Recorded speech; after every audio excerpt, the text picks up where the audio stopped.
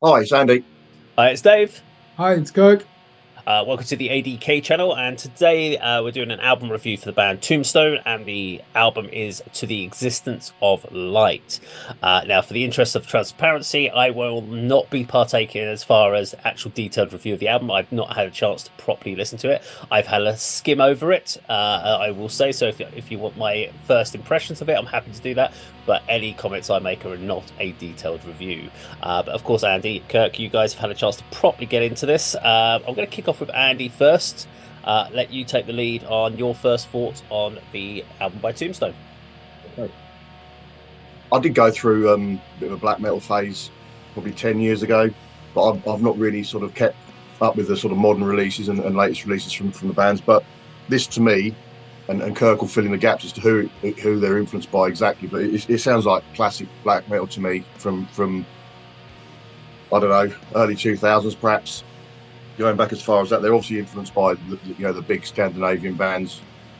Dave, we chatted sort of previously. You thought the production was poor, but for a black metal album, I think the production is really good. But I thought this was great. It's got all the elements, sort of simple, sort of riffing on the higher strings, blast beats. The sort of strained vocals, high pitched vocals. There's a variation of vocals actually, so it goes from sort of classic black metal that I've heard before from established bands to sort of almost just depressive and suicidal black metal elements as well. But they've gone for the lengthy songs as well. All bar one is sort of 8-9 minutes, but when you're listening to them, they don't seem overly long or stretched out for effect.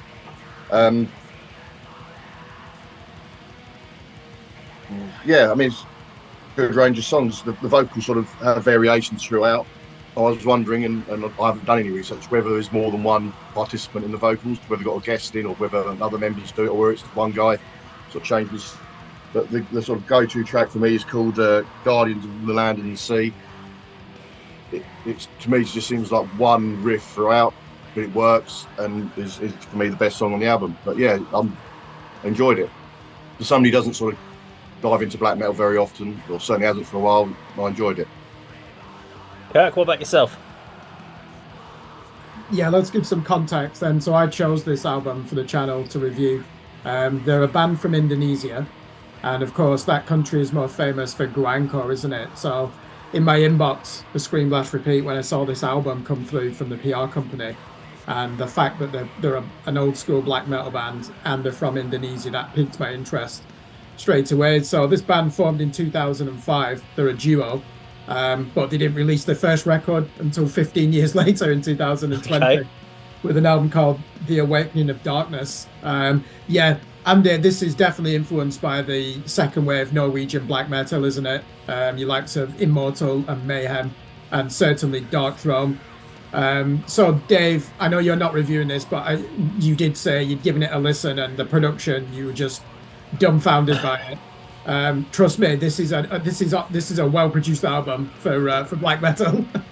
I think I'm staying out of the commentary on this one. I think it's because of the excess reverb on the vocals and that really dry guitar distortion that can make your ears bleed if you turn it up too loud.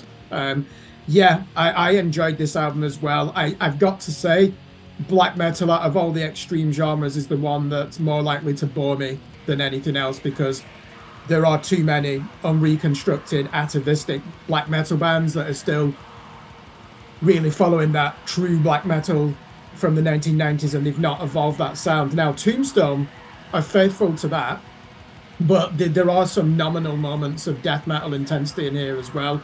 So, for example, Wolfbane, the opening song, that is, it's got a really dissonant arpeggio at the beginning, and then it goes into the tremolo riffs and the blast beats. And for 5 minutes, you get pure chaos. And I'm thinking, good start. Am I going to get 7 more songs of this? And I don't. I think there was even some, you wouldn't call them progressive elements, but there's some good tempo variations in here. So, for example, that song you picked out, Guardians of Land and Sea, Andy, I agree, is one of the best. That, to me, was the only one that avoided blast beats. Thought they really went for that modern Dark Throne sound, that really ugly doom metal, where the vocals sound like they've been recorded in an Indonesian nickel mine, an abandoned mine, because there's so much echo effect. I really did. I did like. Well, that's where they went. I did like the evisceration of the vocals. They were so intense, and there's so much passion. One take vocals. This guy is screaming from the lungs. There are none of the false fry techniques or anything like that, which are very clever in extreme metal. This guy is spewing up blood. As a duo, very impressive. I love the sound of the drums in the mix. They've not gone for that lo-fi necro black metal sound. They've gone for a really violent drum snare. So when you hear the blast beats, it is absolutely manic. It's ferocious. Good guitar work as well. So, for example, there's a song on the track number 3 called Vain. 6 minutes, 36 seconds in length. That's probably, I would say, the best album on the track. You've got that incorporeal tremolo riff style, and then there's a real nasty mid-tempo crunch to it as well. Really good tempo change at the midway point. Into the Woods, track number 4. Again, excellent drum work. And again, a switch to like a Death Doom passage in there as well. So the bands I'm hearing, I said at the beginning, are your likes of Immortal, early Satyricon, Dark Throne. Certainly Dark Throne, the trilogy of albums in the early 90s, from 91, is it 92 to 94? Yeah, they're the ones that they're really going for with their aesthetic. You're not going to find much in the... This genre does still need custodians as well as innovators, and I think they fit nicely into that. And the fact that they come from Indonesia, which I believe is the country with the biggest Muslim population in the world, and when you've got a country like producing music like this from Jakarta, I find that there's even more at stake. I don't know what the background is of these two individuals. From a religious perspective, it's not even relevant, is it? But that hermit existence that they've led for 15 years before they produced the first album, they've used that time wisely, because there's absolutely nothing here that is amateur, not even on the production. Andy, what is it about the production that you enjoyed, the audio engineering on this album?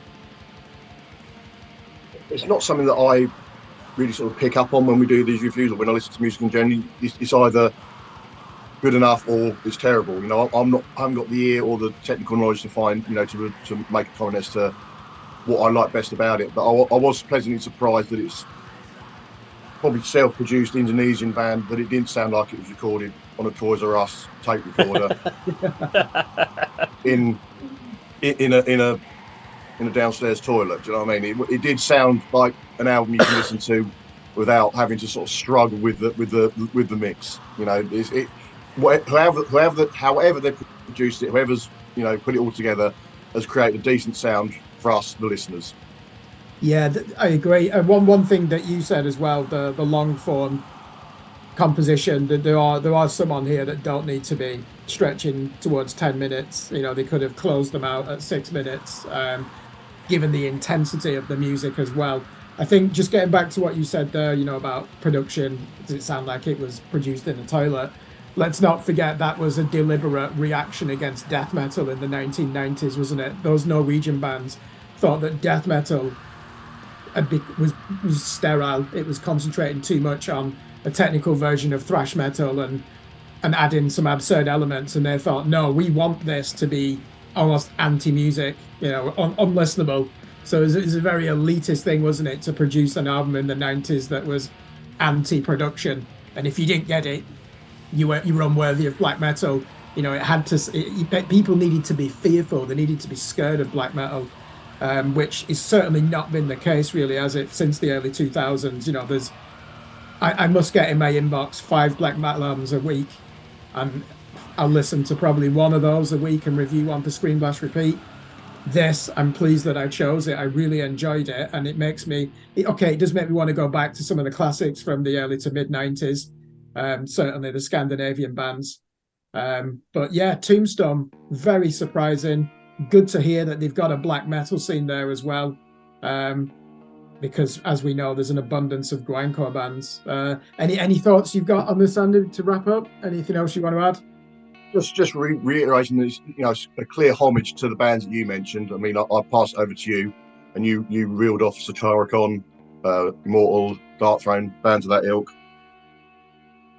With everything, it's almost like a tribute and an appreciation to those bands with the style and the vocals, but they stayed away from the sort of reactionary production. I mean, I didn't realise that was the approach that those bands took. The response to the emergence of death metal, to be honest. But you're a historian and all this, so that's interesting to hear.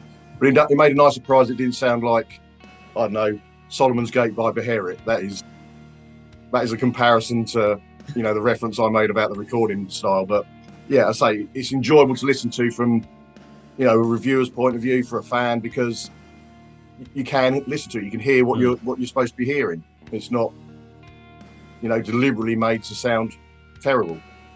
Yeah, it's the thing is with this music, once you've mastered the drums, like these songs on here would be relatively easy to cover as well.